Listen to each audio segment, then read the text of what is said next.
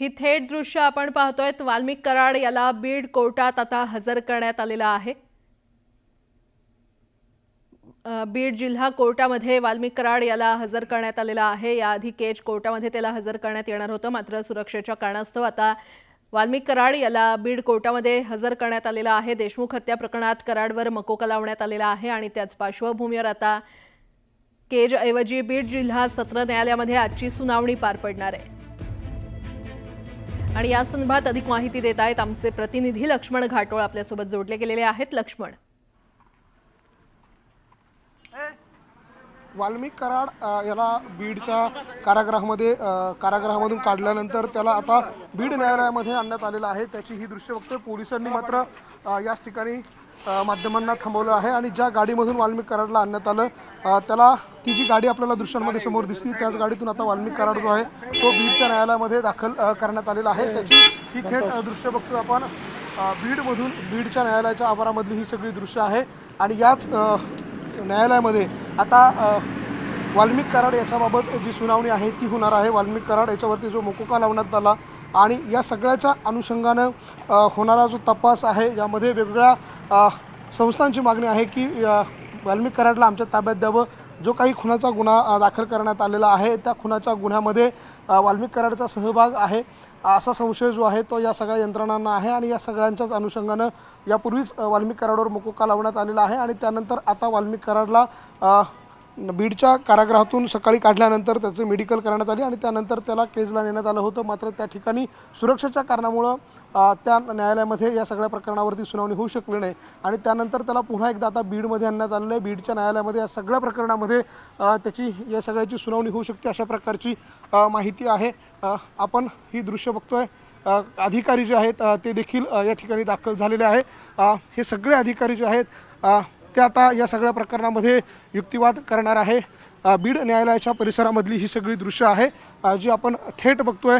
बीड न्यायालयाच्या आवारामधून अशा पद्धतीनं हे अधिकारी जे आहेत ते देखील दाखल झालेले आहेत। त्यांची काही कागदपत्र जी आहे ती त्यांच्या हातामध्ये आपल्याला पाहायला मिळत आहे। जसं यापूर्वी आपण सांगितलं की गुन्हे अन्वेषण विभाग छत्रपती संभाजीनगर याच्या ज्या अधिकारी आहेत ते आता या ठिकाणी दाखल झालेले आहेत। त्याची ते पण आपण या ठिकाणी दृश्यांमध्ये बघतो। काही महत्त्वाची कागदपत्र जे आहे पुरावे जे आहेत ते देखील त्यांनी सोबत केलेले आहे। त्यामुळे आजच्या युक्तिवादामध्ये या सगळ्या प्रकरणामध्ये पुढे काय होतं हे बघणं महत्त्वाचं असणार आहे।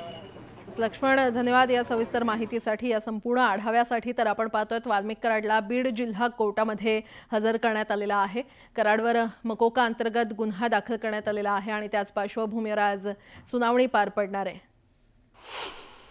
दरम्यान धनंजय देशमुख बीडमधल्या केज कोर्टामध्ये जबाब नोंदवणार असल्याचं कळतंय। धनंजय देशमुख यांचा 164 नुसार केज कोर्ट जबाब नोंदवणार असल्याची माहिती मिळते। या क्षणाची आणखीन एक अपडेट आपण पाहतोय। धनंजय देशमुख हे बीडमधल्या केज कोर्टामध्ये जबाब नोंदवणार आहेत। देशमुखांचा 164 नुसार केज कोर्ट जबाब नोंदवणार असल्याची माहिती मिळते।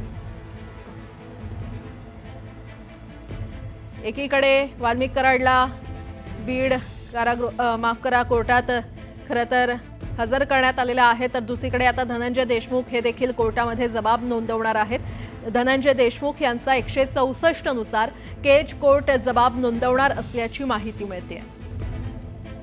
त्यामुळे आजच्या दिवसभरात नेमक्या काय घडामोडी घडतायत हे पाहणं महत्त्वाचं ठरणार आहे।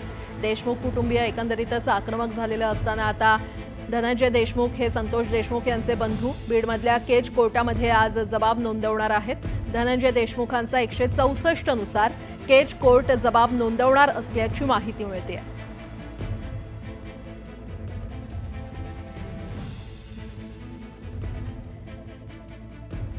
आणि या संदर्भात अधिक माहिती देत आहेत आमचे प्रतिनिधी सिद्धार्थ गोदाम आपल्यासोबत जोडले गेलेले आहेत। सिद्धार्थ, बघा, धनंजय देशमुख हे मस्सा जोगून नुकतेच केजकडे निघालेले आहेत आणि केज कोर्टामध्ये त्यांची 164 नुसार कोर्टासमोर जबाब होणार आहे। हा जबाब यासाठी महत्वाचा आहे की फिर्यादी किंवा साक्षीदार जे प्रकरणामध्ये साक्ष किंवा फिर्याद देत असतात त्यावेळेस पोलीस त्यांचा एक जबाब नोंदवत असते, ते 161 नुसार असतो। त्यानंतर तो जबाब पुन्हा कोर्टासमोर दिला जातो आणि त्या जबाबामध्ये फिर्यादी किंवा साक्षीदार आपलं म्हणणं कोर्टासमोर मांडतात। आधी दिलेली जबाब आणि आता दिलेला जबाब यात जर काही फरक आढळला तर कोर्ट त्या पुन्हा चौकशी करण्याचे आदेश देते। मात्र असं बहुतेक केसमध्ये होत नाही. यामध्ये धनंजय देशमुख यांच्या स्वतःच्या भावाच्या बद्दलचीच केस असल्यामुळं जो आधी जबाब असेल तोच जबाब त्यांचा आज नोंदवला जाईल. मात्र आज नोंदवलेला जबाब हा पक्का जबाब पुरावा म्हणून कोर्ट पुढे कन्सिडर करतो. बरं, सिद्धार्थ, धन्यवाद या संपूर्ण माहितीसाठी.